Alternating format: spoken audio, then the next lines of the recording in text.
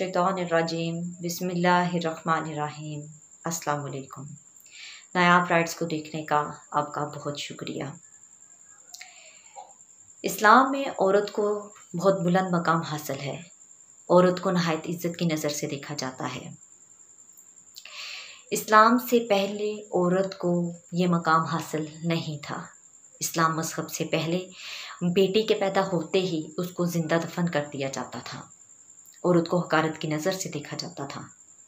मगर इस्लाम मज़हब के बाद औरत को बुलंद मुकाम हासिल हुआ।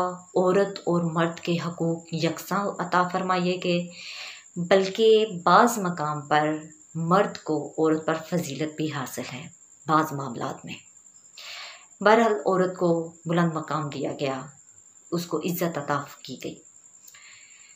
जहाँ तक औरत की अपने ससुराल वालों की खिदमत की बात है, तो ससुराल वालों की खिदमत इस्लाम की नज़र में औरत पर कहीं भी फ़र्ज़ नहीं है। औरत पर सिर्फ़ और सिर्फ उसके खामद की खिदमत फ़र्ज़ है। उसके खामद की खिदमत बजा लाना फ़र्ज़ है। उसके खामद का हर हुक्म मानना फ़र्ज़ है, ससुराल वालों का नहीं। ना सास का, ना ससुर का, ना नंदों का, देवर जेठ किसी का भी हुक्म मानना या उनकी खिदमत करना हमारे इस्लाम के तहत औरत पर फ़र्ज़ नहीं है।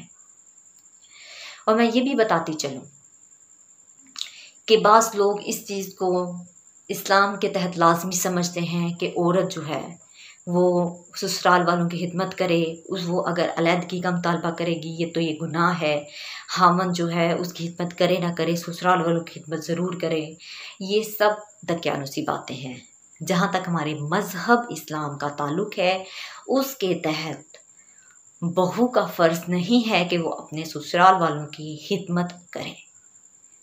उस पर उसके शोहर की खिदमत जो है वो लाज़िम है।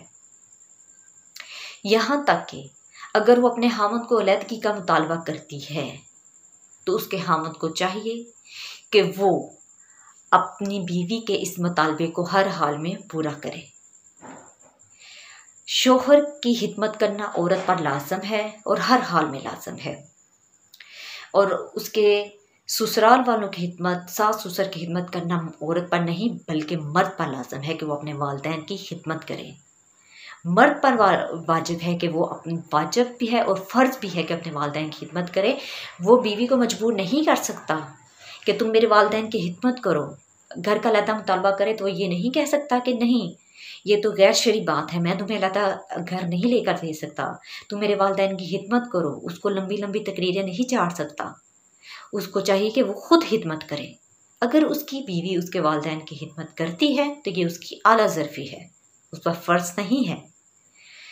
तो इसलिए मेरे प्यारे बहन भाइयों, ये बात याद रखो कि जो चीज़ हमारे इस्लाम में है उसको फॉलो करो। जो चीज़ हमारे इस्लाम में नहीं, हमारे माशरे, हमारी सकाफ़त, हमारी तहज़ीब या फिर दूसरी तहज़ीबों से हमने ले रखी है, उसको अपने ऊपर दकियानूसी फ़ोकस मत करो, बल्कि इस्लाम, कुरान, शरीयत, हमारे प्यारे नबी सल्लल्लाहु अलैहि वसल्लम की अहादीस, सुन्नत, इन पर अमल किया जाए। पर और ससुराल वालों की खिदमत करती है तो ये उसकी आला ज़र्फ़ी है कि वो उसकी खिदमत करती है। मर्द पर लाज़िम है कि वो अपने वालिदैन की हर सूरत में, हर हाल में खिदमत करे।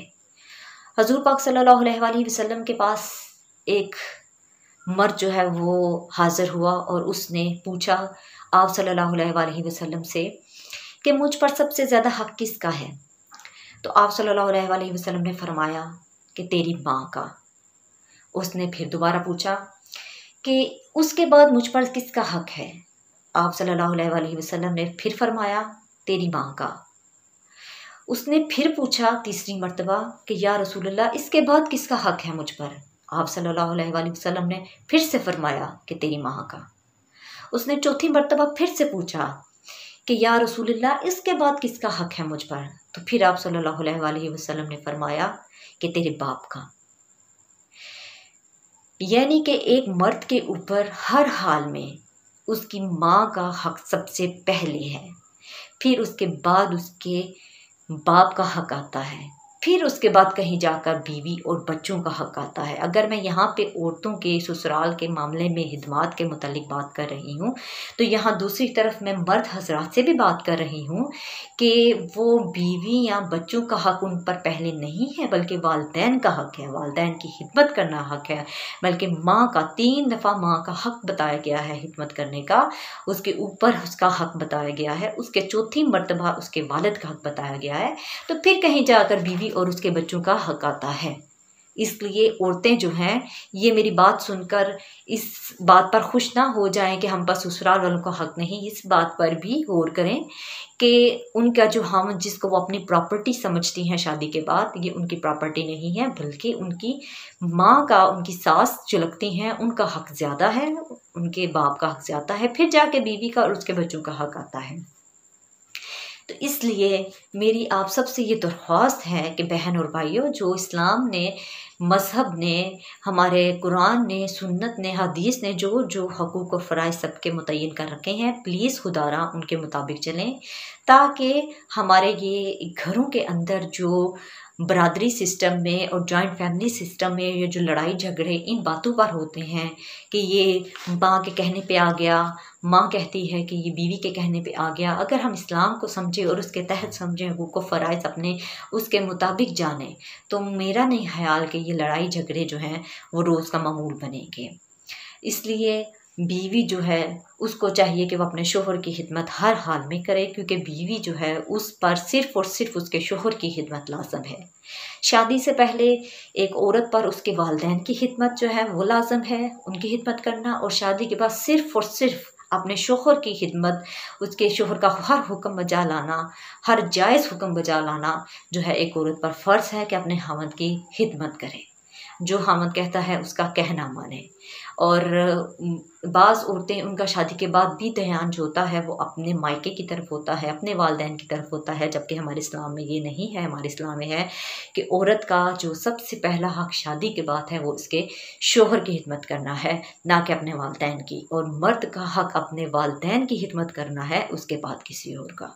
तो खुदारा अपने अपने हकूक़ व फ़राइज़ को इस्लाम के मुताबिक समझें, ताकि ये नफ्सा नफसी के आलम में इन लड़ाई झगड़ों से बचा जा सके, और इस्लाम का जितना हो सके ये पैगाम पहुँचे सब तक। जो नहीं जानते इन हकूक़ व फ़राइज़ का, मैं चाहती हूँ कि उन तक भी ये इस्लाम के हकूक़ व फ़राइज़ पहुँचे। शुक्रिया।